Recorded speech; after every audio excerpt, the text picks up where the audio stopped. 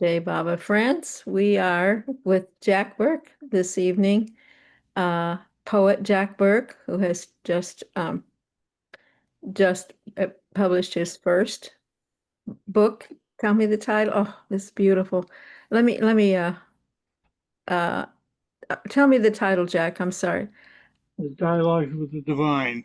Can you show us again the photo, which is a painting by uh up higher, Jack. Over up, yeah. We have to not see your head for a minute.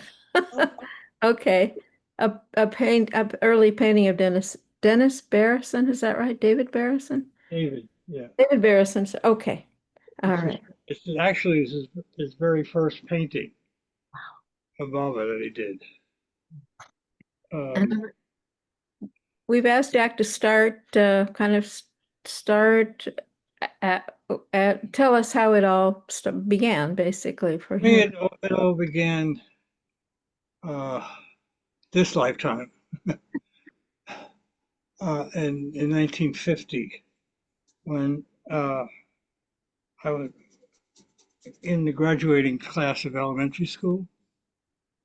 I was born in 1937, so I'm 88, going on 89 in a few months. And the church that I belong to is called St. Teresa of Lisieux, uh, the little flower. And we were called down to the basement of the elementary school, which was the church. And I was living with my family on the same block, on the same side of the street, just about 100 yards down. Anyway, and I and there I was looking up at two Capuchin Franciscans on the altar, dressed in their friar clothes, and I knew instantly that I wanted that. So I signed up with to go visit the monastery up on the Hudson, which is it's about 2 miles down from where West Point is but on the other side, on the east side of the river. And that's where we have this beautiful monastery. And the high school was on the grounds of the monastery. And so I spent 4 years there. And then I was allowed to take solemn, what's called simple vows in the friary up in Milton, Massachusetts, where I would stay for a year, learning all about the things that you need to do to eventually become a priest. And 8 months and 4 days later, I decided this wasn't for me. And I just came home. Went up to Iona College and was accepted that day, that without question. And my dad paid for the first semester, which was $217 or something like that, period. And I took care of all of the money involved in going to school after that by working evenings and weekends and whatever. And became a businessman. And as a direct result of my becoming a businessman, I was transferred all over the country. And at particular time, at 3 years before my Baba experience, I was living in Los Angeles, right near Marymount College on La Tijera and Centinela. And got transferred again, but a new job in and my given territory was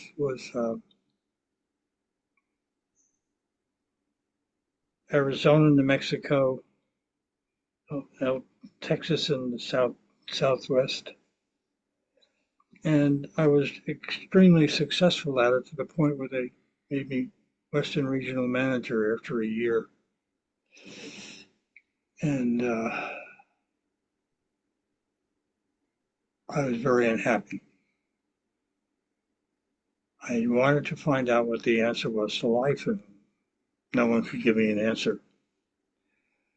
And I spent 3 years running around the country because I had an air travel card. And also, the job took me all over the place.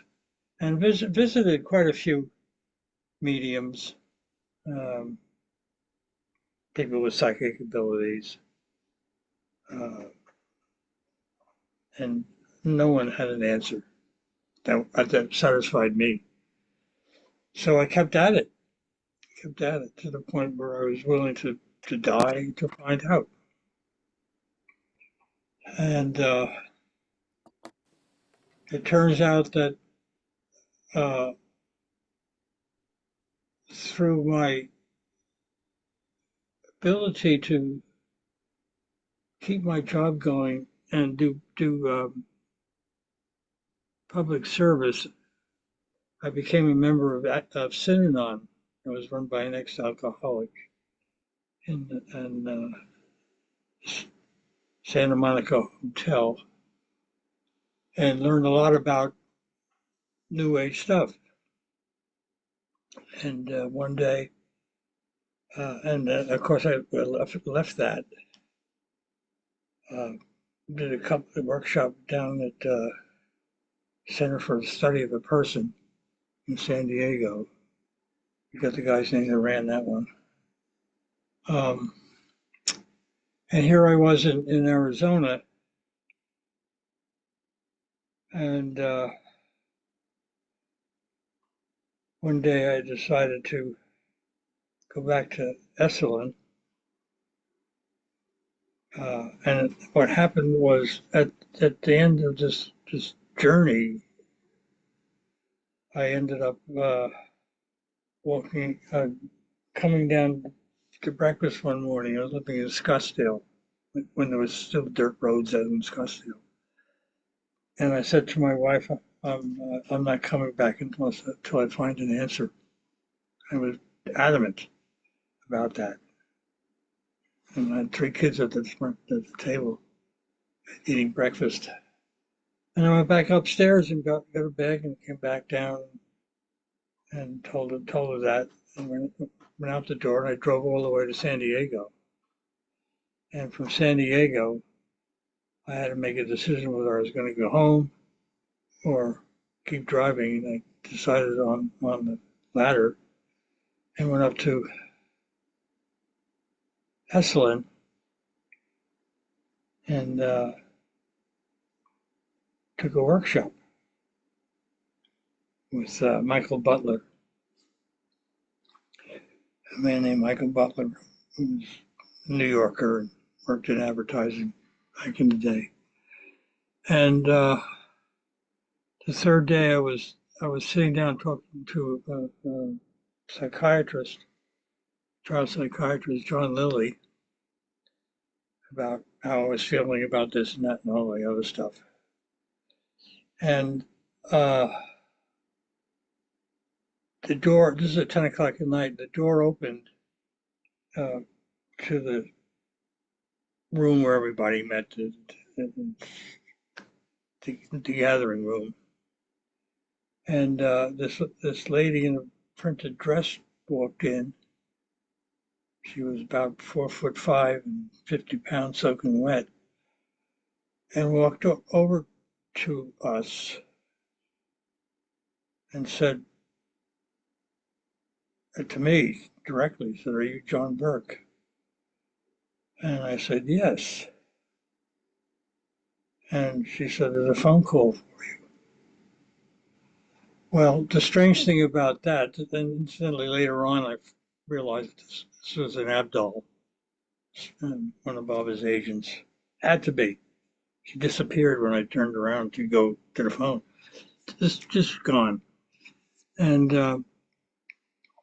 the phone book, the phone at Esalen to the public is outside by itself. It's an old telephone booth, and there's no number to it. You can't call it. And but I went there and picked it up and said, the voice on the other end said, "Fly to New York," and hung up. So in my state of mind at that particular time, I just tried to go with the flow. So I got a hold of one of the members of the staff to take care of my car, and asked him.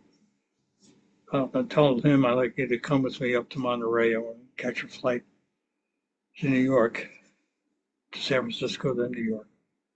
And he agreed, and I drove up, gave him the keys of the car, and he rode it back to Esalen. It was a brand new Buick LeSabre. And I flew to the president's house in Norwalk, Connecticut, and I had it out with he was the president of the company. Is where he lived in Norwalk, Connecticut, and he wasn't home at the time I got there. It was about 4:30, and when his wife met me at the door, looked at me and says, "Well, hello, John. Matt will be home in about a half hour." I said, "Okay." I don't know if any of you have been in this state of mind, feelings, or whatever. It's an alone space, self-space feeling, and it's full of energy to do what your heart is telling you to do. Your mind, in a way, is kind of out of it. So, and that feeling is listening to your gut, your intuition. So I waited around in the dining room area, and he came home, and she had cooked dinner, and we three of us sat at the table. And by this time it was about 8 o'clock, and she left the dishes and all that. And Matt and I had a tete-a-tete about what was happening. And he said I would no longer be the Western Regional Manager. And I said, why? What's the problem? He said, I've got friends at the home office in New York City, and I got to live with them. So anyway, I stayed overnight. He basically put me to bed, and came in and asked me if I was okay, and took me in, so to speak. It was really neat guy. Uh, and I had called the guy that I was having a problem with, who was the editor of the company. It was a publishing company that sold law books. And I talked with him, and I agreed to meet with him at JFK the next morning, Idlewild at that time, 1972. March 31st, 9:30 in the morning. And I was in the American Airlines first class lounge, and turned over my air travel card and phone and all that shit. And just to be on give things on a light side, I was searching around in my pockets, and he looked at me over the table and he said, what are you looking for? I said, the executive washroom key. I misplaced it. And he got really bad. And I got my ticket back to San Francisco. So he left. I got up, and and there's at that particular time, the gateway to the airplanes involved going through a lobby area and walking up a curved stairway to the gates. And as I was walking up the gates, up the stairs to the gate, I said to myself, and kind of repeated what uh, what's her name in Gone with the Wind said. I'll think about it tomorrow.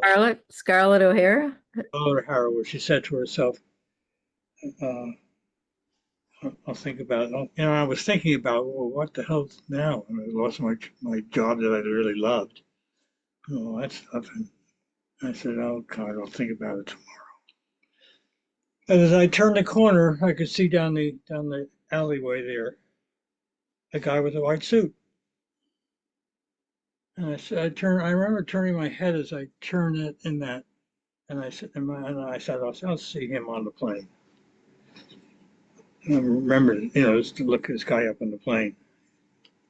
So when I got to the gate 5, on the right side of the trestle was into the waiting lounge.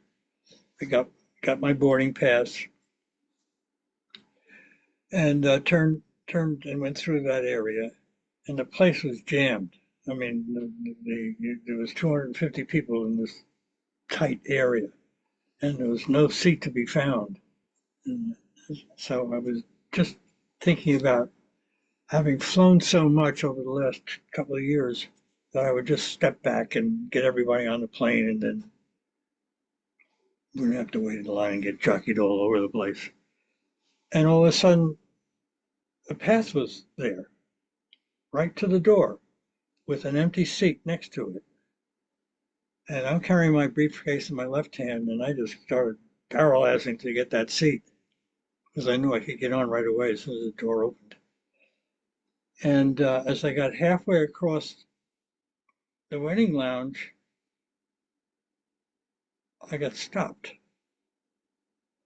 And right in front of me was Baba with the compassionate father face, looking down at me at a distance like this, not high.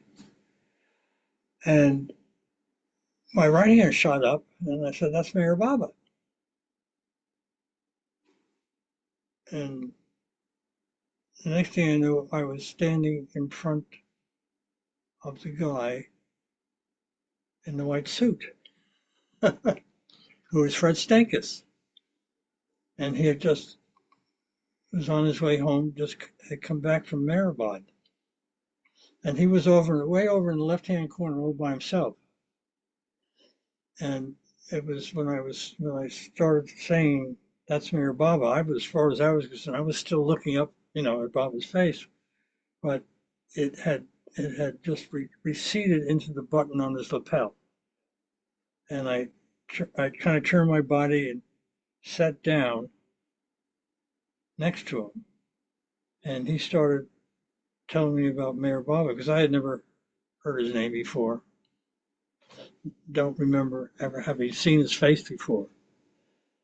And he starts telling me about Baba, and I'm there and says, I know, yeah, I know, yeah. And it's just funny.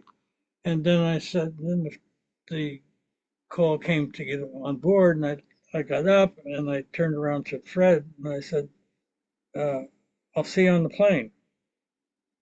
And he said, "Nah," he says, I'm on whatever they call it, standby, and there's 27 people ahead of me. I'll never get on the plane. I just have to wait for another one that's going to San Francisco.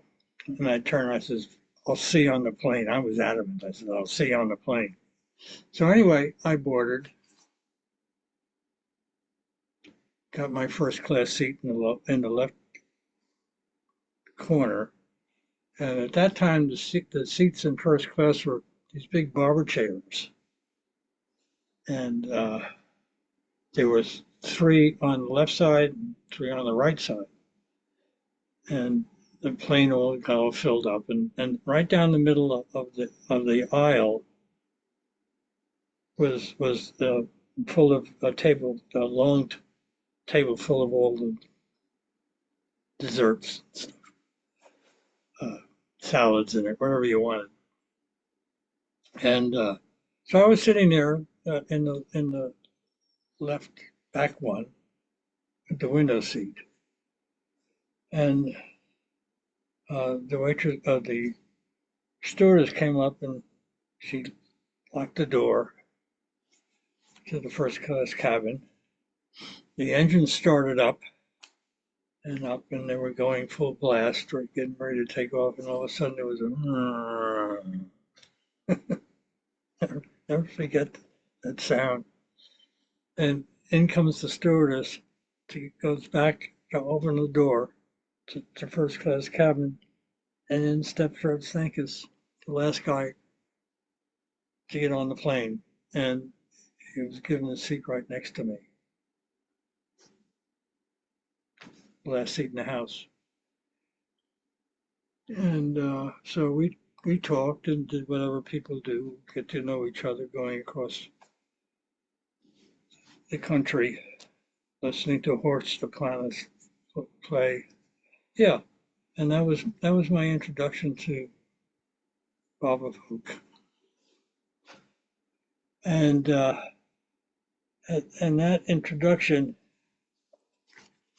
is something I wrote as a poem. No, let's see. Yeah, it's an excerpt from Corinthians 1. It's called God is Alive and Well, because that's what I said to my wife when I got back from the experience, when I walked back into the house after being away about a week, that God is alive and well.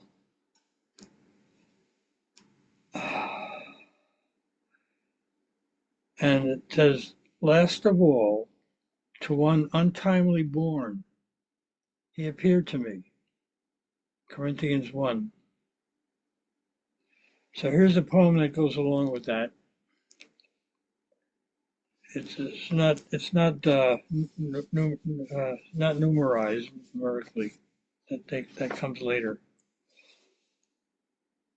God only knows how the time does go, and the years do fly, it seems. Many years have passed since I saw him last, the master of my dreams. It was despondent and in pain and heart-crying rain, my fruitless search to no avail. And with thoughts and feelings and emotions reeling, my spirit was locked in jail.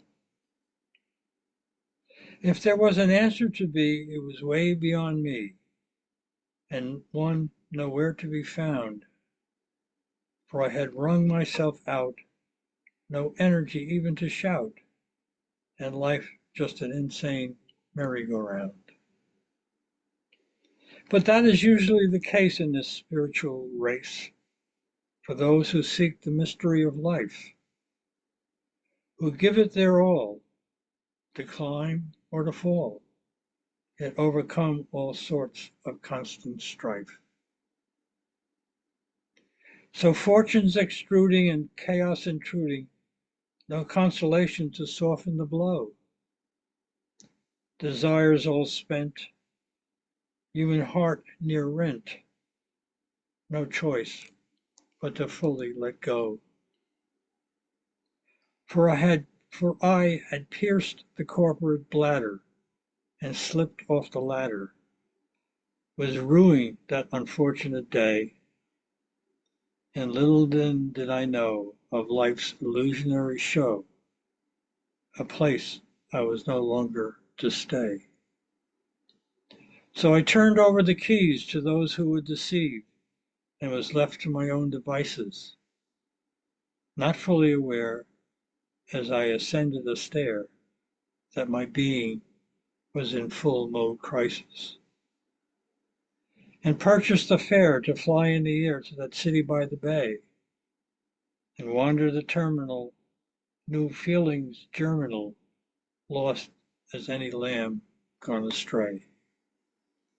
I spotted a chair aligned as a pair next to the door the plane to meet, and across the lounge I strode, focused in full mode, everyone else to the seat my intention to beat.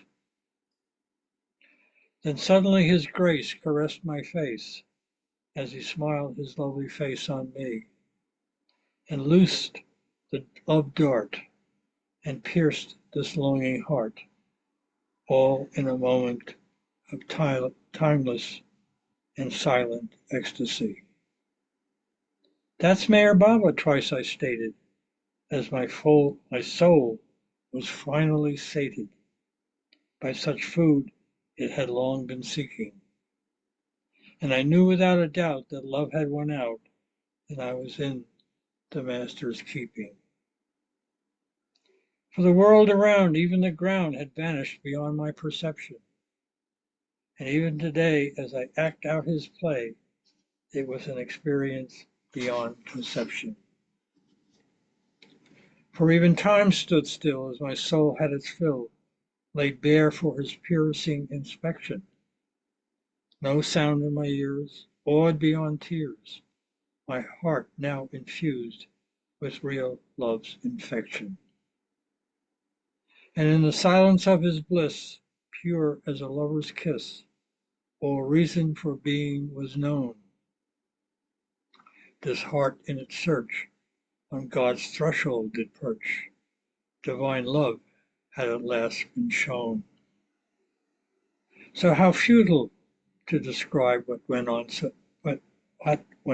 inside the innermost depths of my being. For he recast his hook, that was all it took, and changed my sight to seeing. And strangest of all, before that call, never had I seen or spoken his name. So who can really say what went on that day when the Master was playing his game?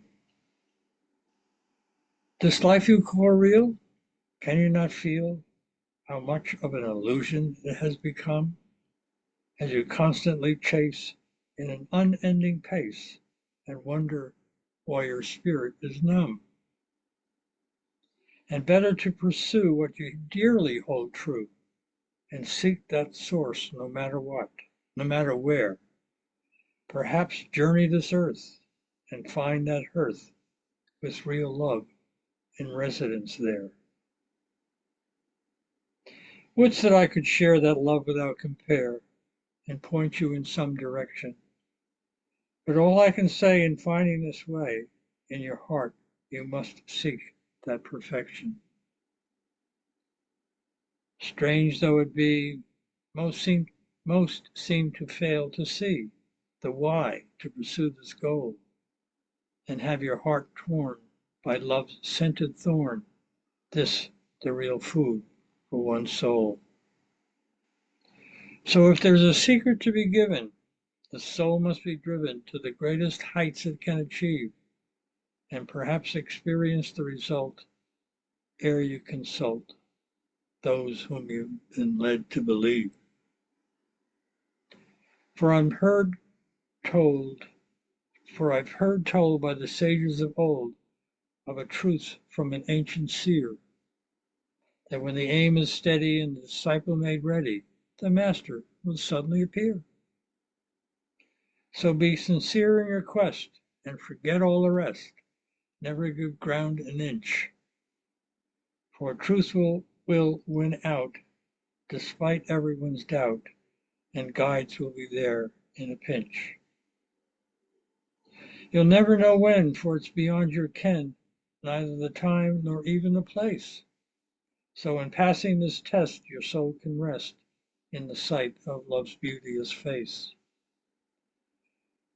It's a mystery to me how this comes to be, this meeting of seeker and master. For when it takes place, you can thank his grace, and believe me, lightning is not much faster. So if there's a secret to be shared, then nothing must be spared. Your heart must follow its leaning, and never let go, for in time you'll know the truth to all life's meaning.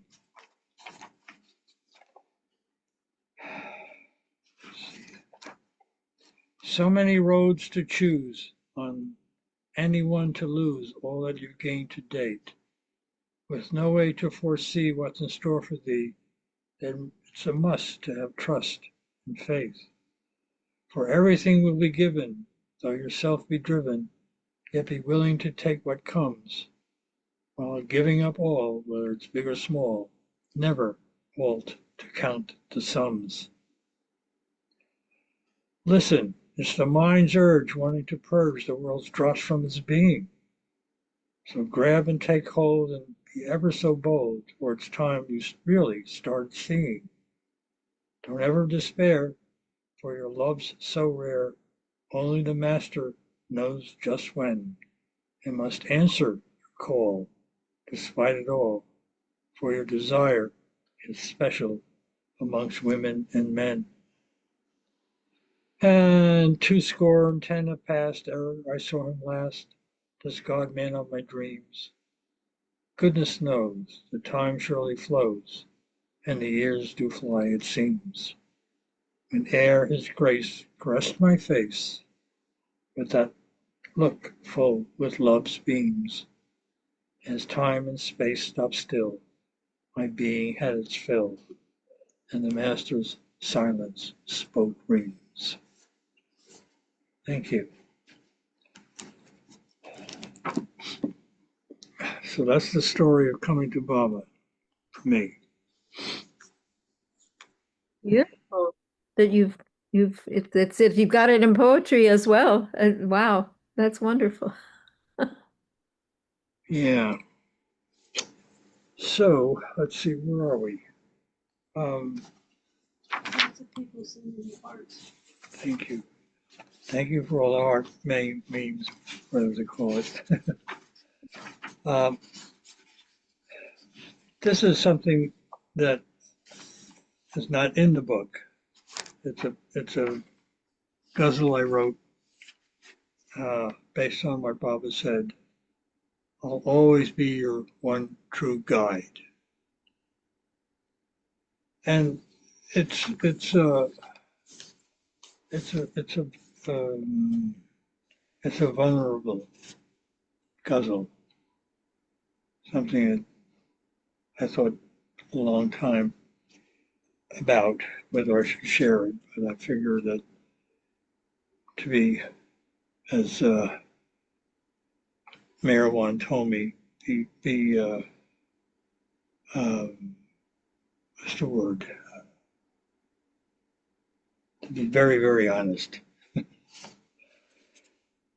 Oh, beloved, disappointed am I at none but self, troubled soul, roguish, and hardly ever controlled or in control.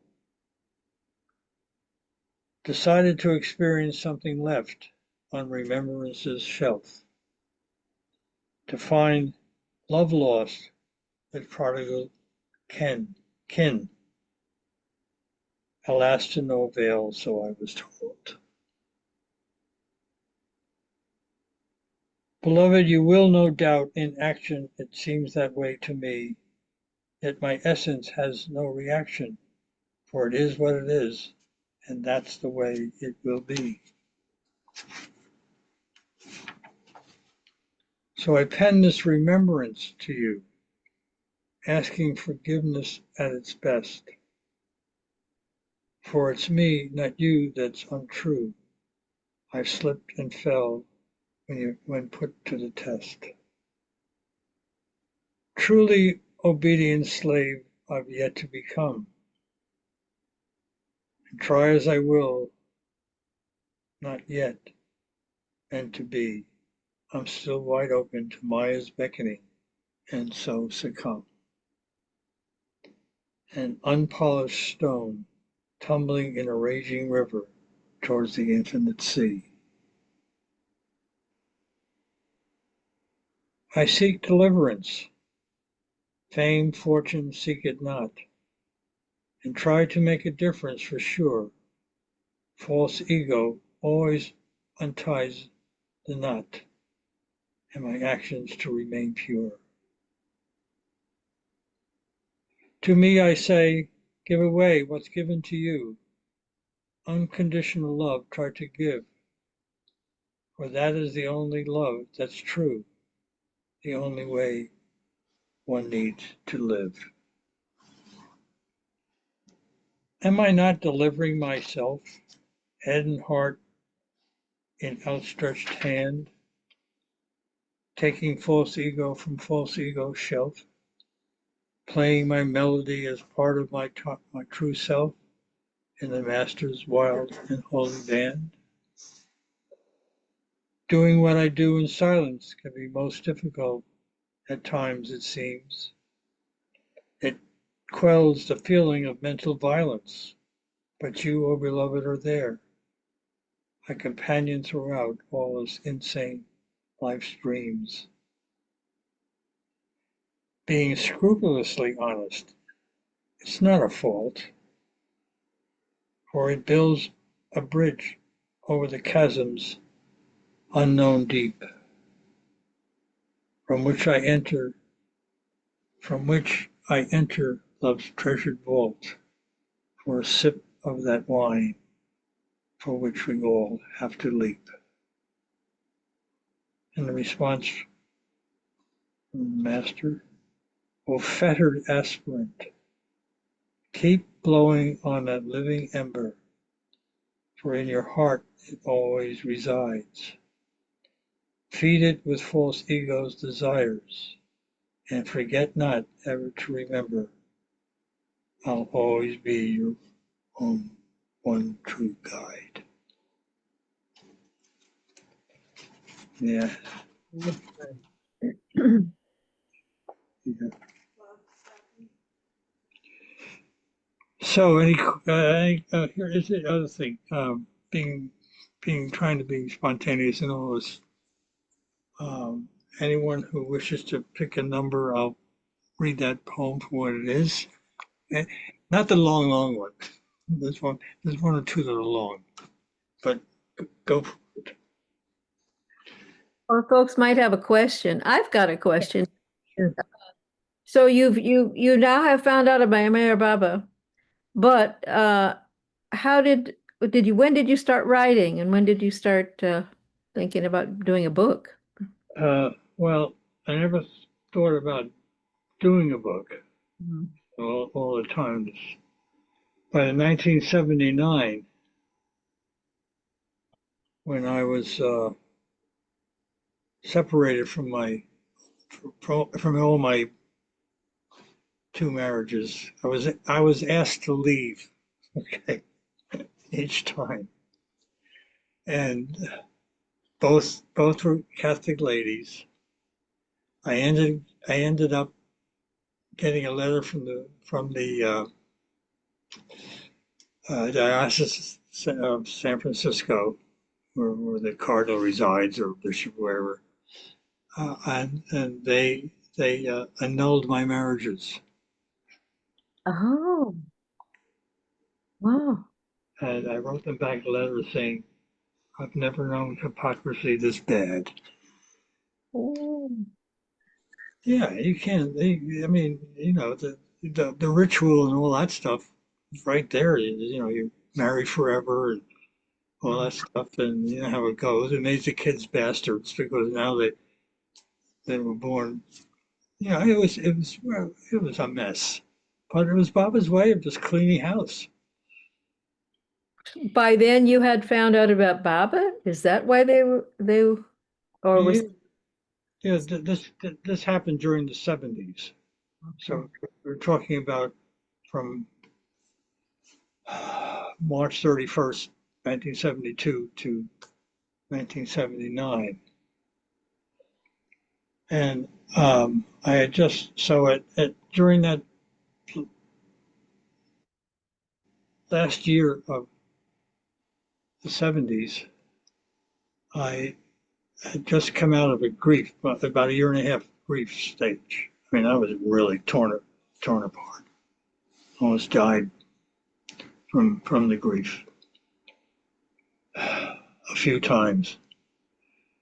So, and I spent that year and a half in California in a place called Corona del Mar, which is right near, what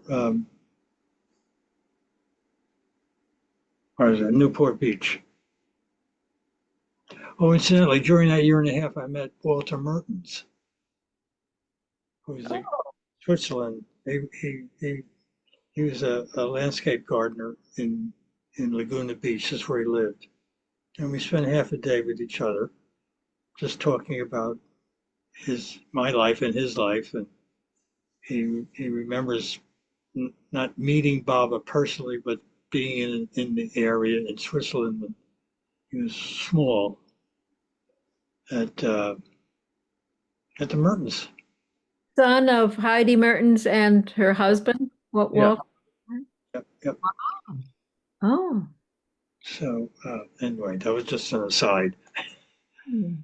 And so here I am in San Francisco, and I had left. I kind of broke out of the grief stage, and I ended up in San Francisco in the Admiral Hotel on Erie and Leavenworth, across from the Great American Music Hall.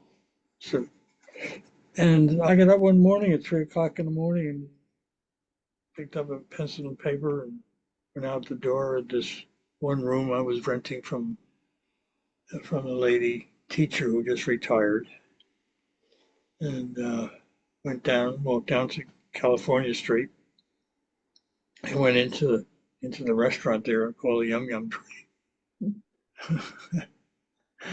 Well, right on the edge of the theater district, and sat down and had a cup of coffee and a cigarette, and I was the only one in the place, looking out the window, thinking this and that and that, you know, all that stuff.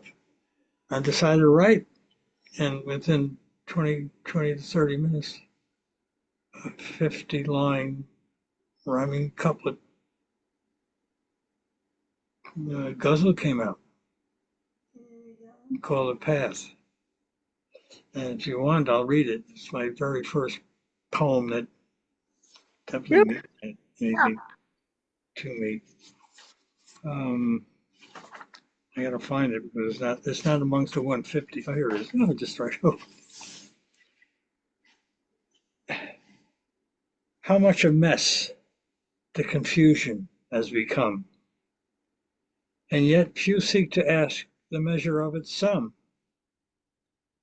where endless circles of life do faster spin, ceaselessly tempting and trapping one's soul within. Preponderances of greed, anger, and lust, corroding the soul with mundane rust. This trinity of man's earthly desires consumes his life in karmic fires. Woe to him who allows illusions to trap his soul in worthless delusions. For happiness and love can only be found by those whose path is inward bound. O ye seeker who treads the earth, let not your wanderings renew your birth. Why foster again those worthless schemes that end in vain and empty dreams? Look therefore not without at life's passing stages, for what to add to all those desolate pages. But if you dare to tread the path, be prepared to face the fury of its wrath, and watch your fame and fortune go asunder amidst strikes of lightning and devastating thunder. It will rob you of the loves you hold dear, and of your heart will take its measure. Can that compare to love's eternal treasure? Your mate, your children, you may have to give. The path takes all you have. and fortunate are those who may be left with begging bowl and sturdy staff.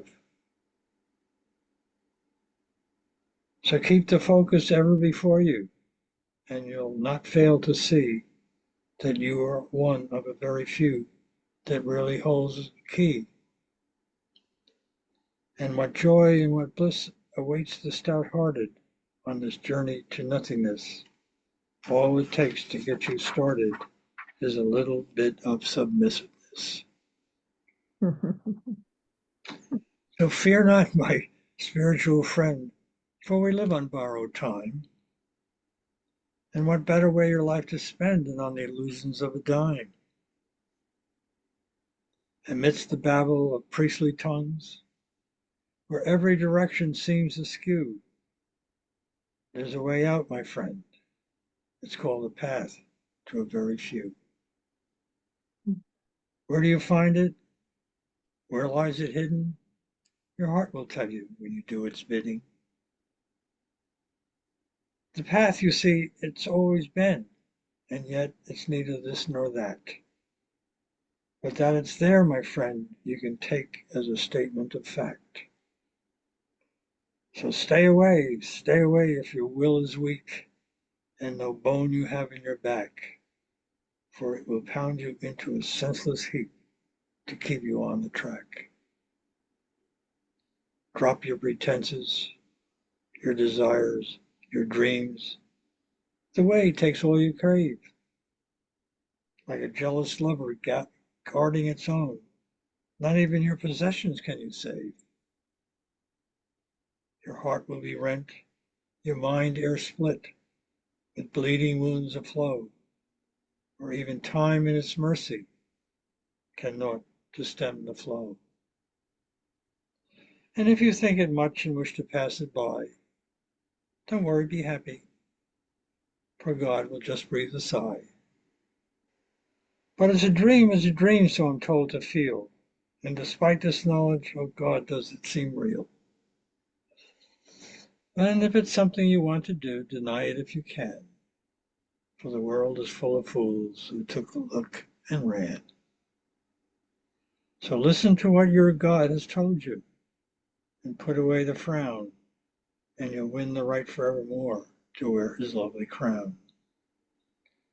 So here we are on the path at last, each facing our unknown, waiting with anxious and bated breath the love of our life to be shown.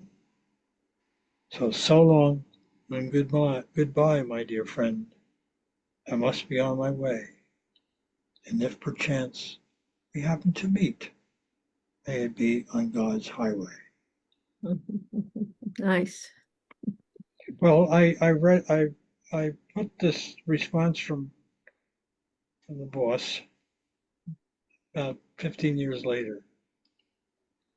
Oh, Ambrose, two millenniums ago, I once said, my yoke is sweet and my burden light. Keep that in heart, despite your seeming plight, and not to forget it's all me. Just remember, nothing is wrong and nothing is right. Shoulder each burden, leave worries behind. Your yoke is my leash, and always, always hold on tight. Yeah. So that's how I started. Uh, not not intentionally at that time. And so I spent the next 3 years up in Berkeley. Gail's got some hearts for you. They're coming out of our hands. Oh, that's great. That's neat. Yeah. And it was there I got into the Baba family. Met Ben Leet, Barney Greenstein, and Jim McDowell were living together and had Darshan at their place. Ended up working at Benowig's boot store with Ron Greenstein, of which Jeff Lowe was the postman on the beat. What was the store that you worked? It's That you called Benowig's Boot Store. boot store? Oh, Yeah, they were, and at the time there was the national craze for cowboy boots. Do you remember? Sold a lot of cowboy boots, even to Reggie Jackson, Yankee baseball star, Hall of Famer. Yeah, and it was there that I got the letter from Irwin Luck, which he sent out to many Baba lovers, asking if they would volunteer their time working on the Avatar of the Age film. And I read it, and when I finished reading, I just tore it up and put it in the fireplace because I knew, I mean, I know nothing about film, so why would I even think about it? And how would I survive, you know? mm. Anyway, so, and then one day I was sitting in an old easy chair in this duplex right down from Telegraph Avenue near the Rockledge station of the BART. And I was reading a book, and all of a sudden I closed it, put it aside, and I really went into it because, with Baba, and Baba had there was a paper photograph of Baba over the fireplace, which I had put up there, and I just spoke to that, and I cried and got angry, cussed him out, and all that. You know, basically saying, what are you doing to me? What the hell did I do? You know, deserve this? Nowhere, there's nowhere. And I mean, really, a good half hour at it.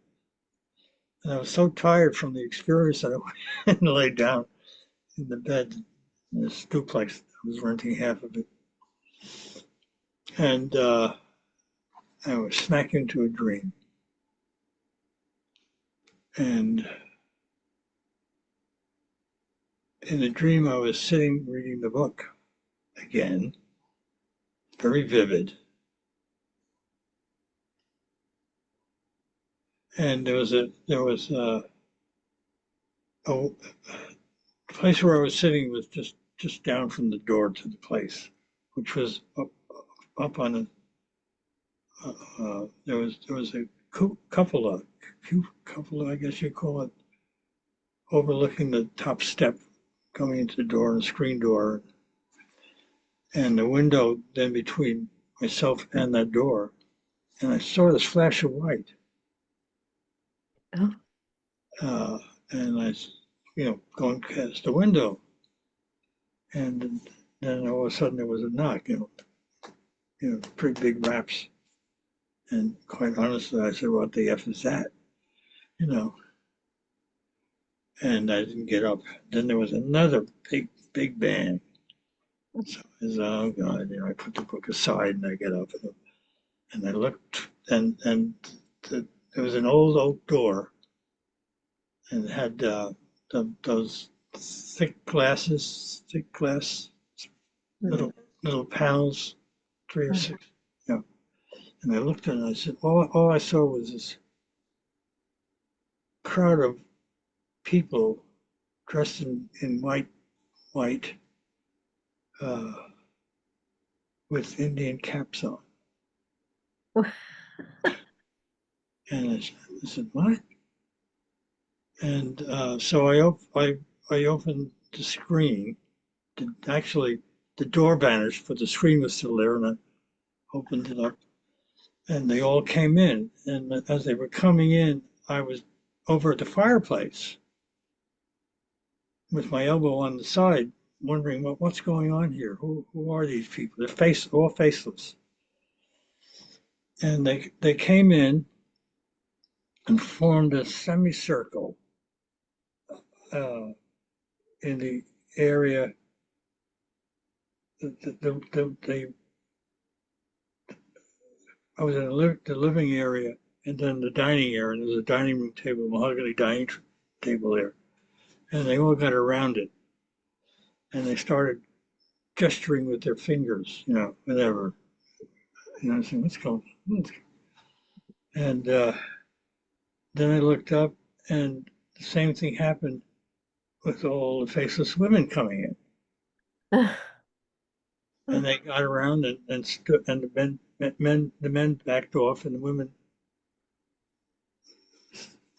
did a thing around, curve around the mahogany table. And I'm saying to myself, what the hell's going on here? And next thing I know, I looked up and there was Bob on the threshold. Oh, And his feet were half in, half out. And he looked around the place, didn't look at me, just like that. And then in an instant, he just flicked his chin. And now I was on the floor, flat out, my, my nose on the thumb of his upper arch of his feet, and ended up being on the ceiling, looking down at myself, kneeling, and, being laid out on the floor, and at the fireplace watching all this. So there's that three-way thing. It's just so weird. It's all in your dream. This is all in the dream. And so Bob had looked around the room, and then he didn't look at me, but I was cataloging the dream in my mind in the dream from the fireplace. And he reached over and he took his left hand and he pushed my back flat, really flat on the floor. I mean, and his hand went up like this and he started signing. And when I was on the side of the fireplace, I could peeked around and all of Mondele's faces came into view. Okay. And he let go and I woke up and I was in the bed looking out the window at the sky. And when I got up, walked back into the room, the room was filled with his presence. And it was after that, I wrote to, and about a month later, my good friend Jim Dow was in the house with me talking, and this very thing came up again. What the heck am I doing? And he looked at me and says, Myrtle Beach. ah. And I said, of course. So I wrote Irwin, and for some reason or other, he wrote me, and the letters crossed. Mm. Oh. And it turns out that he told me later that he had a dream a couple of days before he sent the letter to me that Robert came to him because he was feeling helpless with the film, and that Barbara would that he would send them Irwin to monks. Ah. So basically, it was me and Marvin. Now Marvin wasn't a monk in this lifetime, but he sure was in some other lifetime down the road because that was his nature. Marvin who? Marvin Johnson who got killed. Oh. Yeah, he was Irwin's slave boy. Anyway, so then what's his name? Oh shit! Who was living in Walnut Creek at the time? What's his name? Wendell? Wendell. Yeah, Wendell Brusman got a hold of me. We met and went up at the restaurant, and I was given the once over and all that stuff. And next thing you know, I'm in my van Rosebud, and I'm driving to Myrtle Beach. And it was in Myrtle Beach, so they ended up getting a book of Essentials of Fez for March. And I read a lot of those poems while I was still working on the film. And it was from that point on that I started writing all the poetry. Was Wendell working with Irwin, or were they separately doing? He was, oh, he was paying the rent. Oh. I mean, his parents had just died. They owned a big warehouse in Minneapolis, St. Paul, I guess it is. And he ended up with a couple of $1 million on the sale of it after they passed, and moved to Myrtle Beach. And that's when he met, what's her name? Got married. Barbara. Barbara or, well, No, different, Mina. Nina. Nina.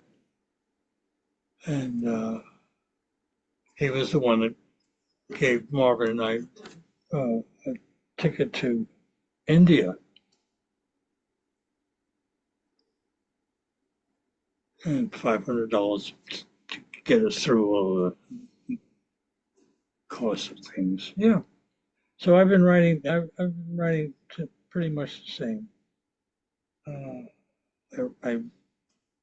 The thought comes to me, and I go quietly and start writing, and don't think about it. It just flows. Try to rhyme it, and I picked the, the the last line, the first line of the couplet, the last word in that couplet. I try to rhyme it. And once I get the word, all flows through. So I really don't think about it. I can't even recite from my head. It's all his writing. So there you go. Next question. Anybody? Anybody? Anybody want to pick a number or not, or ask a question? I'm very happy to answer it. How many guzzles are in the book? Well, there's 140 that are cataloged as 140, but there's a few in the front of the book and a few in the back of the book. Different writing, but basically poetry. So about how many years you started, would you say you started writing to the 85. Stopped writing 2015. Well, I mean, I've written a lot, but they're not in here. These are all, 35 years of writing. 35 years? Yeah. Wow. Yeah. You worked with Hunter, right? Was he your edit? Were there other people? Yeah, Hunter, it was 1915 and 2015, rather than at the center. And it was after I finished reading a guzzle to the crowd, the Friday night crowd. Walter was the MC. And after it was over, Hunter came up to me and said, if you ever want to do something with it, let me know. Meaning, do you want to think about writing a book? And I said, okay, I'll think about it. So it wasn't 8 years later, 9 years later that I called him up and said, is that still, that quest on your part still active? And he says, oh, of course. So he's been Hunter Flournoy has actually been somebody that Bob has sent. And he knows what he's doing. I don't. So in fact, we talking with, Marge and I spent talking with them yesterday. And we're waiting on a permission and to have a dozen or more copies sent to me directly. And there was no place that on the orders that allowed that. So he has to go through the process of finding out what it's all about. I mean, I can order a copy and get it. Is this from Amazon? It's from Ingram Sparks. Oh, different. Oh, okay. Ingram Sparks is the vanity publisher, and they have contacts around the world, and the names and addresses of all the bookstores and all that stuff. And when the book is ready to buy, it's $35 Mhm. hardcover. It costs the same soft cover, so really no difference. You can go through Amazon and Huh. buy it from Amazon. Jack, is it the same? Are they the same bezels as the one the Kindle one? Oh, yeah, it's yeah, and Okay. all and the Kindles were not fully correct, edited rather. Um, so we had to go through that detailed, long process of making sure that as many corrections and typos were taken care of, which I did, and we got that done. And now it's just a matter of, I mean, all those errors. I don't know if they corrected them in Kindle or not. Probably. Well, they sound good, so I'm not sure if Yeah, uh if it's does have any need for it. probably Who not. Probably not. Yeah. who But sells Kindle version then? Amazon or uh, oh the uh, Amazon, yeah, they did the Kindle version, Mhm. or just put it aside and to get from Kindle to. So if you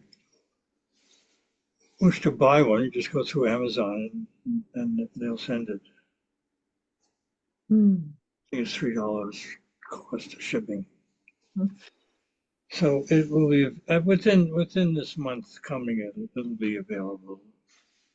Hmm. And I mean, as even Hunter uh, agreed with me that the book is really it's for Bible lovers, but it's for the future of 10, 20, 30 years down the line. It's a map of Uh, what this was he called it. It's a map. It's a treasure map. You know, read the poems, read them out loud, get that heart vibration going because that's the only way it's going to get going, and you'll find yourself on a path. At it, and that's what Baba wants how he wants to do it. Um, yeah, Tell them they can get the ebooks you can get the ebooks. now. Yeah, you can. Yeah, I guess Yeah, you that's can. how Eva got it. Yeah, you can order it now, and they'll send you a copy. For the Kindle from the same thing? Yeah, ebook. Okay. Yeah, Mhm. yeah. Tell us just a bit about your name, Ambrose. Where Oh, that's another Baba story. Um, uh, I initially, back in the late '80s, wanted to have a nom de plume. I'm a reader. I've been reading since I was books since I was 13, probably 5,000 of them. And I come up with I signed one of the early ones, um, half-assed, as a parody on Hafez. Here. See, prior to my even writing, uh, that Baushi called me Hafez Oh, whenever he was in Myrtle Beach, and I was always embarrassed about it. You know, come on, what are you kidding? You know, I never read the Quran, mm. and so I picked this one as a play on words. And Danny calls me up. He says, "Jack, don't do it. No, that's not right. Do not do that." So Danny Lipinski, Ladinsky, yeah, don't call yourself half-assed. Is that what yeah, he's? yeah, yeah. So um, that went by the boards. Mhm. I come up with half, and in 1990, I had part of my ear clipped at the top, basal cell Oh. carcinoma. So I call myself half-eared, and I stuck with that. You know, it's fine. It was half-eared, yeah. And so in the year 2009, in summertime, yeah, summertime 1999, I decided to fulfill a promise that my good friend Jack Bloom, who was the librarian for the state Supreme Court in New Mexico, uh, because when I was selling law books, Santa Fe obviously was one of my, and he invited me up to his house. Um, and whenever I came through, I would stay with him and his family. So, and we kind of made a promise that someday we might get together after we retired or whatever. It was just a friend to friend promise. He wasn't a Bible lover. At least I didn't know it at the time. And so at, he had he had divorced his wife, lost his son in a cave accident, one of his three kids, all boys, and was living on 10 acres of property at the juncture of Los Alamos and Pewaukee Pueblo on the right. And he was up that road. And I stayed there for 6 months until May of the following year. And it was during that time that I lived in one of his adobe homes with a fellow called Will Miller, who was a Scottish immigrant who job it was to from scratch make electronic based guitars for band members. So he was an excellent carpenter, and I stayed with him. And in the mornings, I used to read some of the poems and some of the ghazals I wrote. And he never paid any attention, you know. It's all right, okay. And so after about 2 months, 3 months living with him, he met this lady and asked me if if I would mind moving down to one of the Airstream trails that Jack had, and I agreed that. So on and on. One morning, I got up very early, and I was walking towards the chicken coop to check on the chickens. And as I was heading to it, he comes running out of the house and runs right up to me, sticks his face in my face and said, "You're Ambrose." Turn, and turns around and walks back to his place. And I was stunned, you know, and intuitively I knew what he was talking about. That this is another clue that I'm supposed to have. And so I went back to the Airstream trailer and sat down and started writing it out, seeing how it felt to write it.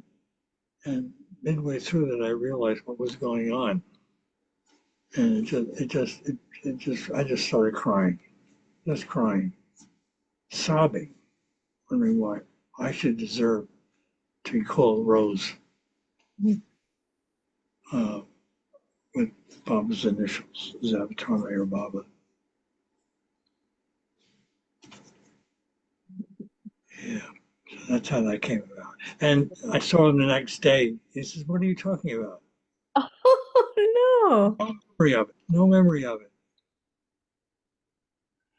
Anyway, um, yeah. So I stayed there for 9 months, and uh, Jack and I had a little falling out. Um, and uh, he drove me back to Myrtle Beach because he was heading south to his mom had passed, and he had to do whatever he had to do down at Fort Lauderdale where his mom lived. And but we got back together again and sent over the phone. And then when I went out to California, my daughter got me a car, and we, she drove back, and then we stopped at Jack's and talked and whatever. So I met my daughter, and then I was, and then I don't know, something happened to him. He would fall asleep in a chair, be up all night, and that's how he died. He just died in the chair.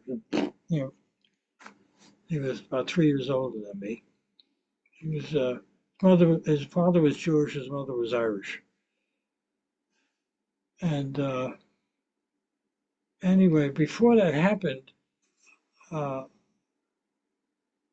I asked him, what do you think of Mayor Baba and me as far as who I was?"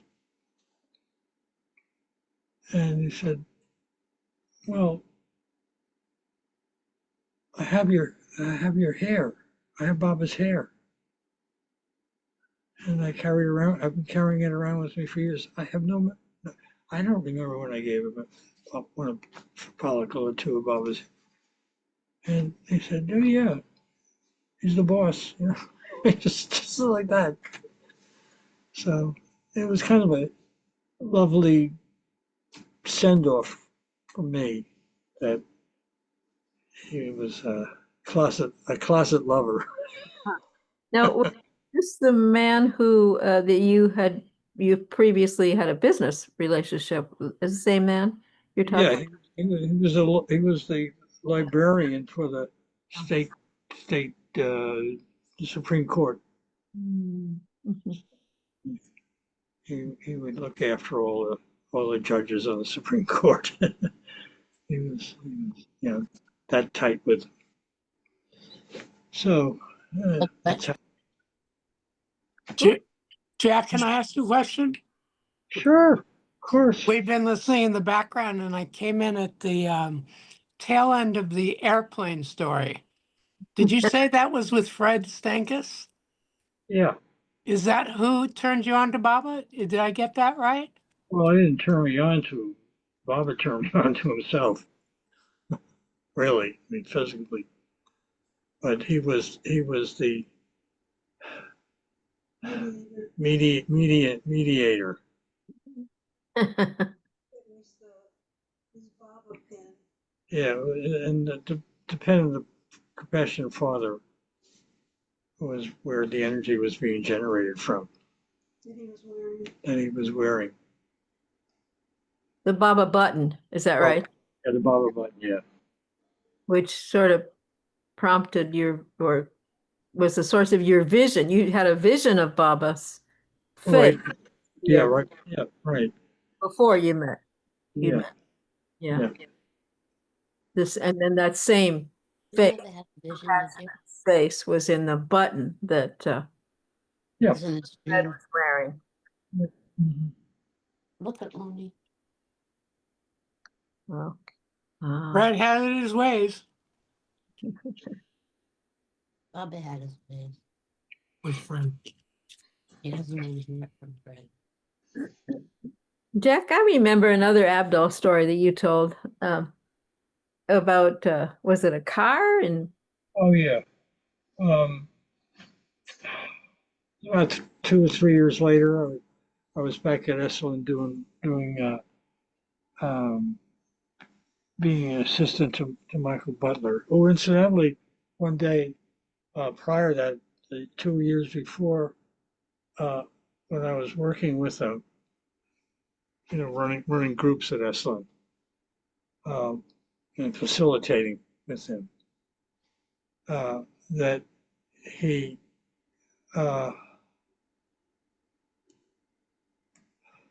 was taking me up the hill. To get down to Esalen itself, the hill is very steep. It's about a 6 degree or 7 degree downhill. It takes about 2 or 3 seconds. And we're going back up there, and he looked, and we were partying. He was going south, and I was going north, and I was hitchhiking. And he said, "Jack, you go back into this world, you're in trouble because there are people out there who just think you're delusional and crazy." And I looked at him and I said, "I'm okay. Don't worry about it. Someday you'll get it." And when I was living in Berkeley, let's see, so 10 years later, I'm living in Berkeley, and who do I run into but Michael Butler, and he's has become a disciple of who's that guy? He had ashrams in New York and ashrams in Oakland. I can't think of the name. Anyway, he invited me over to get tapped on the shoulder by, I can't think of his name. You probably very common. Anyway, so there he was, going through the same path I was. Yeah, they gave him the name Ragu, and he ended up running the ashram in New York City. Anyway, yeah. So, who's up? well, do we just choose a number? Is that what you? Yeah, whatever. Number 10. Number 10. Okay. Hold on, number 10. Do, do, do, do. Here we go. My praise, my complaint. Oh, Baba, oh, beloved, what is this thing called love? I have a damnable hard time figuring it out. In trying to express a simple measure of simple love, I'm continually drunk as I wander in a walkabout. For who am I to beg, to plead, or even grovel in the dust? To capture that exquisite feeling sparked by the divine. Yet in my heart, I know it's a must in order to finally be able to sip your wine. Yet all I seem to do is keep on stumbling, constantly mumbling, always bumbling and crumbling, unable to capture that elusive treasure, and do nothing but continually fumbling, while all the while Maya takes its usual measure. Will I forever cry, forever smile, feel the agony of human stupidity, trapped in the throes of wanton need, or feel the eruption of internal bile when to your wish I do not heed?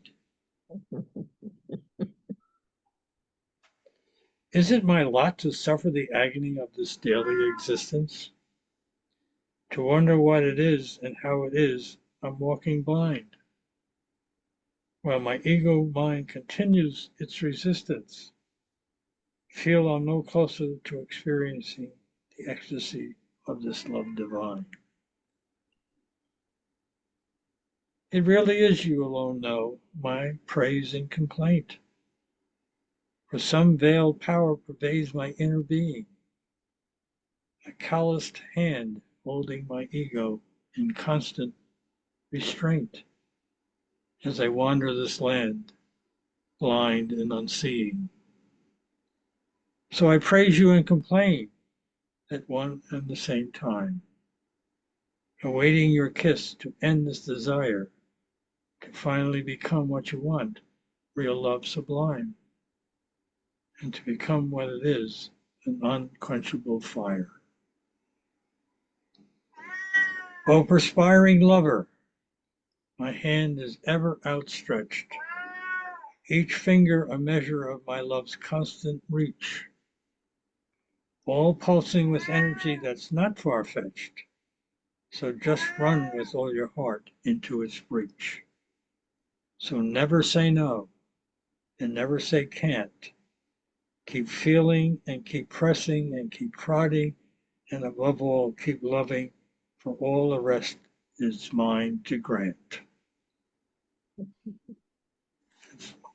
That's number 10. Do you have favorites? Yeah. Oh, then please read those. Okay. I gotta look up where they are though. Okay, here's it goes. All right. Oh yeah, here's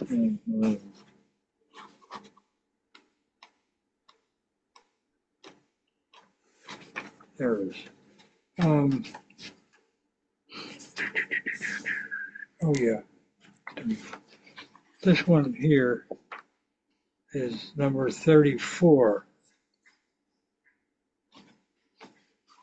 Okay. And it's called Love's Rapids. Oh, Remember that day, oh beloved, I was sitting on life's bank, my river streaming by, muddy and rank. I, forlorn and weary, only myself to thank, wondering why in God's name life felt eerily blank. That you were walking this earth, I just knew. As to where and when and who, I had hardly a clue. Yet I knew in my heart my feelings rang true. But that other part of my mind questioned my sanity through and through. Was I going crazy? Perhaps going insane? Watching my life going by in thunder, sunshine, snow, and rain?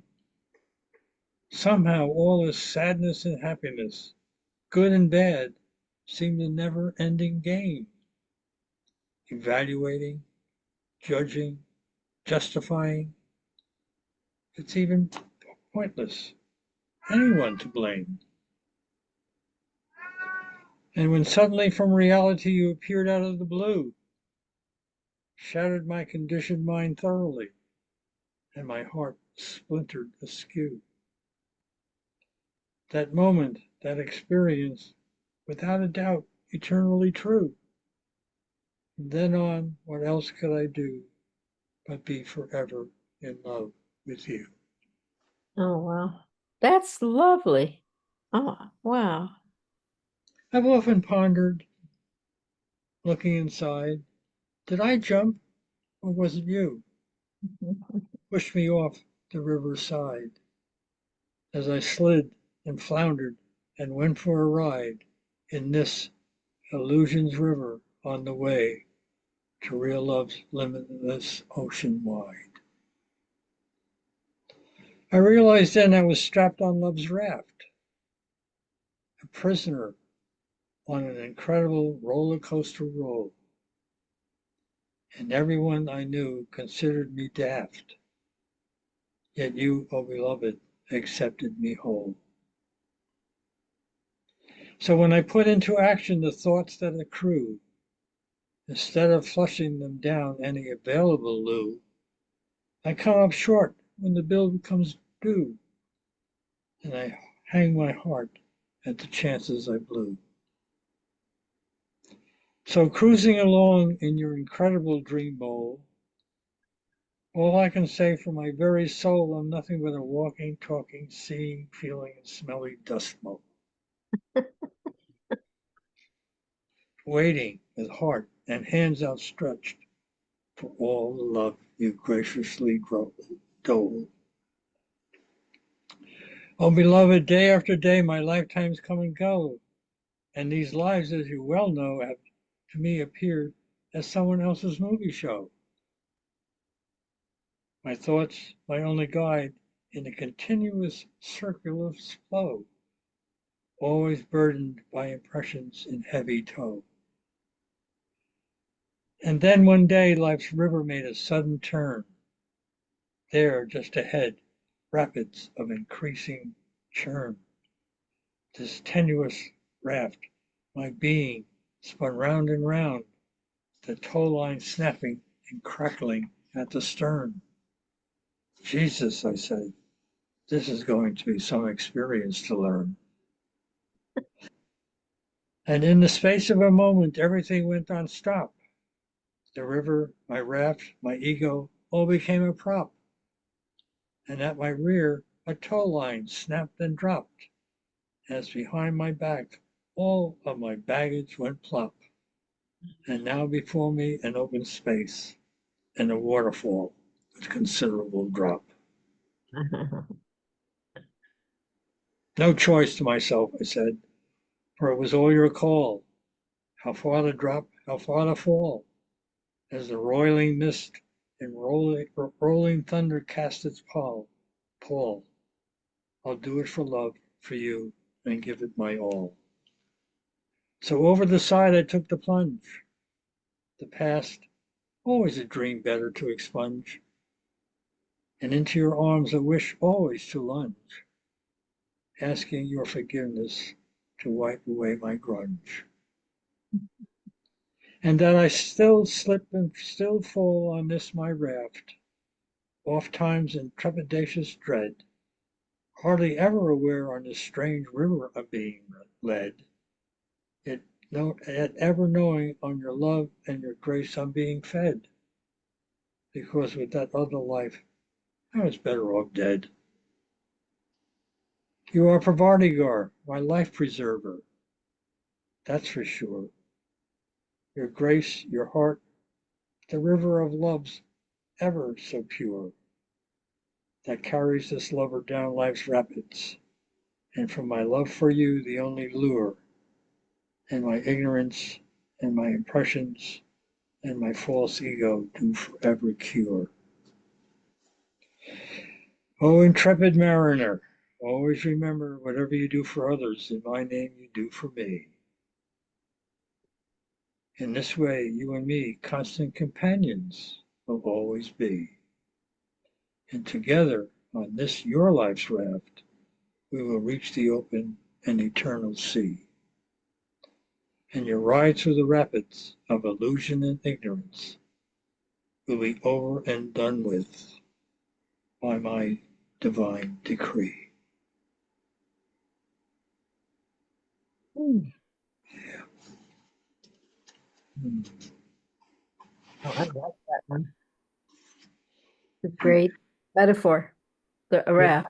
Yeah. yep, yep, yep, yep. Okay, let's see. I'm keep wondering where I leave the list. Okay. Let me, I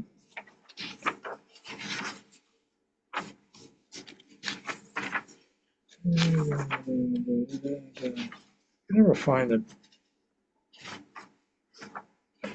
One thing I wanted to do, but I kind of backed off from it, was put a ribbon, Oh, uh-huh, and now I wish I did. uh-huh. That's kind of old fashioned, isn't it?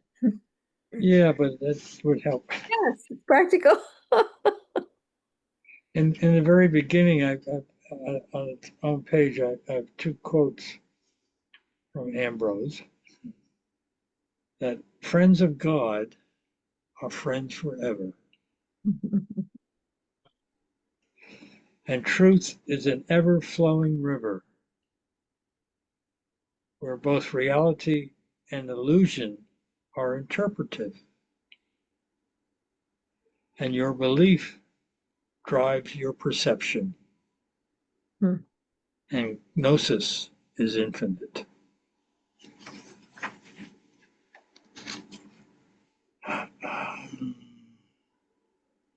Where's this one now? Oh yeah, this is also one of my real favorites. What number? Number 22. Broken down furniture. Bob's phrase for us all.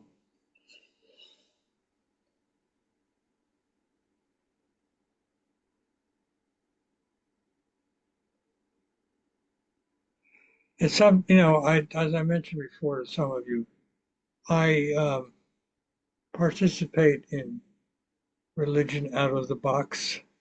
Mm, mhm. It's run by a rabbi who lives in Portland, who left the Orthodoxy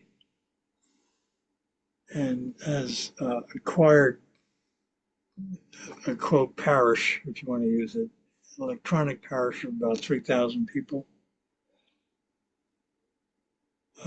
And I've been trying to nudge people, to take that behind step out of religion and go into the spiritual life and see what that's about. It's very difficult. It's almost impossible. So I don't proselytize. I just kind of nudge slowly. The people that are in your group in this religion out of the box, you're trying to encourage Well, them. I mean, that's the whole thing is about. And where do you go? You go into spirituality. So, fish and cut bait, not working. So I gave up trying. Well, one or two. There's a few there. So this poem guzzle speaks to the shift an intrepid seeker has to make from religion to the life of the spirit. Broken down furniture. Oh, beloved, when this lover took on the life and went for a stroll down the avenues of experience, looking for the boulevard of love. Little did he know in this particular time how much his laughter and his tears would take their toll, how much his mind would shatter with every corner turned, and how much his heart would tremble as you gave his being a tremendous shove, and he was pushed across the street amidst Maya's mainstream. And lo, spotted an alley, cosseted in the shade. To his surprise, the alleyway was deserted, devoid of illusion's violent screams. Bumped and prodded, weaving and sidestepping, his way was finally made. So with intake of breath and fluttering heart, yet with no count to tally in life's schemes, praying his perception not to fade, He moved aside and dissolved in space and began to live another dream. An answer, perhaps? His life to trade? All the shops were abandoned or closed, empty shelves, and some stocked full, as far as he could tell. Locks and deadbolts for both friends and foe. Pray tell, is there one with an awakening bell? Or was all he was experiencing an imaginary show? As the worn, weary cobblestones came to a close, it was beneath an unyielding wall. There appeared a door that absorbed him whole. Signed and sealed, it spoke to the condition of us all. Broken down furniture, repair and release. Strange the feeling that permeated his soul, as if with this next step, this terrible longing would finally cease. There'll be no turning back, his heart told his mind. The horns and bleats, the shouts of traffic, the glittering diamonds of commerce's call, they're always there for you to find. Their sirens call for you to enthrall. Your heart gives the response when the mind is quiet. Keep moving in the cyclone center, for the world around you is a spinning riot. Take a step, raise a hand, just enter. So with trepidatious hand he reached to knock on the door, but suddenly it opened without a touch, and all he could see was the beginning floor.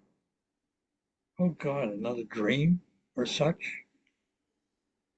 He found the interior blinding. It seemed on fire. Where am I? What am I finding? Is this the tavern of my heart's desire? And the brilliance diminished to a murky gloom. There seemed to be not a soul about. Have I made a mistake, a terrible doom? Will my soul cry out with a frightened shout? And as this new dream captured his eyes, his heart relaxed, but his feet began to tingle. As perception took form, it stifled his cry, and he ventured forth as to commingle. One step he made and came to a stop, for there on the floor was a kneeling figure, rump to the air and scrub brush in hand, washing and wiping with furious rigor. Beside him a bucket and a well-worn mop. This guy looks familiar from where I stand. Caught in mid-stride with no words to speak, his hand flew to his heart as the figure turned and met his eyes. A piercing gaze, both gentle and deep. Oh, the lover's heart, forever branded and burned. And with unspoken gesture, the shopkeeper pointed to the wall. Repair work on these premises, a guarantee for life, is what the sign read. And all about there were nooks and crannies, and a pulsing heart in each and every stall. Will that be me if I heed this call? Will I finally realize my soul to be fed? This is where you belong, spoke his heart in relief. Just walk forward and trust in your step. Cast aside all your previous beliefs, for in this reality, you're way, way out of your depth. The repairman was beautiful, decidedly so. Mustachioed countenance, dark and flowing hair. Yet he gestured again as if I'd know. There's no thought, for all feeling had eternity laid bare. And he gestured again with his fine sculpted fingers and reached in and took his heart with infinite care, and all that previously mattered no longer lingered, and for this moment this time was incredibly rare. He watched this thief steal his heart, for in his eyes there was no remand, and his life again would have a brand new start, for he knew in an instant he had rejoined the master's wild and holy band. O lovers of mine, those who come into this orbit mine must be courageous of heart and immune to life's fears and rages. So let me pour you a cup of my wine, and trust completely in me during these threatening stages. And love is all that matters needs fill life's pages, and your worlds of illusion will be released from their cages. And in the end, your life's book will read, my heart and yours and mine. Yeah. Oh, wonderful ending. Yeah. So, how are we doing? I want to say thank you that you've given us a full banquet. Your stories, your poems. I would also ask you, please come to Artie and read a few more. Not necessarily tonight. It's been a long time, but I mean, you need a rest, I would say. But come and read some so that we can hear. It's nice to hear you read them out loud. Thank you. Surely do that. Okay, so I'll read the last one before we go. Okay. Okay, and then I'll have to close pretty quick. We have about 10 minutes. Number 107, and it's appropriate. It's called Till Then. If this was the last night of the world, where the dawn of illusion would cease to burn, where the rise of the sun no longer unfurled, tell me, what would I do? What would I do? Pray tell, O my love, would your Nazar not descend on those who of you constantly will to remember? Or on all of us who no longer need contend that we are yours and not some would-be pretenders? Would I not spend these last haunting hours or days wishing the end of the beginning had already passed, smiling inward that nothing could ultimately phase, beginning union with you finally at last? But woe is me, this veil of separation never seems to end. The minutes, the hours, the days go by, awaiting your grace, your love to descend. And yet my heart continues to cry, and my mind refuses to bend. Sometimes I wonder, have I really tried my best to love you, to remember you, to you surrender, to put at last most of my ignorance to rest, and into that pit of nothingness my mind cast asunder? And yet as I pen this plea to you, O Lord, and kiss the lotus feet of one so high, my silly mind keeps ducking your silent sword for not obeying all you wish, and my heart can only emit a heavy sigh. This veil of yours is so profound that I sit and stare at a windowed sky, knowing full well your love has no sound, and all I can do then is try and cry, and laugh, and again to try, to obey your wishes as though they were as a command, not to wonder, alter, or think I know better, because in doing this there's no demand, no remand, as long as I do it following your wish to the letter. And on my own, I know I can't. The task is insuperable, an endless mountain to climb. So in my heart your name I chant.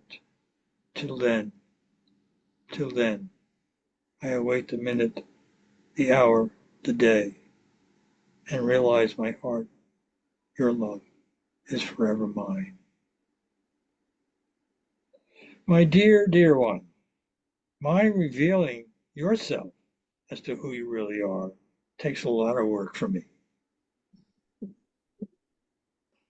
And for you to pierce this veil and cross that moat and forever be free, all your sanskaras must be equal to par before you come to me. So remember, patient lover, it's only by my grace and my compassion that I hold you close. Otherwise, you would drown in the world's sucking whirlpool. So till then, continue to try always to love me, obey me, remember to surrender, and be my rose. And wonder not ever why people might consider or call you a bloody fool. Thank you so much. Thanks. Yeah. Thank you for Jack. Baba, thank you for Jack. Thank you for Ambrose. Thank you. Jack, it was a delight hearing them. Thank you, Eva. Can we say Avatar Mayor Baba Kijay 3 times? Yeah. Avatar Meher Baba Kijay. Avatar Meher Baba Ki Jai. Avatar Meher Baba Ki Jai. Thank you, Jack. Ambrose. do want to hear more, Jack. Baba's beloved Jack. Wonderful. Just wonderful. Good. I'm glad you all enjoyed it. We're your family here. I'm Yeah. so glad you've shared with us. All right, I'm going to stop the recording. Okay. We'll just hang around because Artie is soon. Oh, let's see. All right, here we go.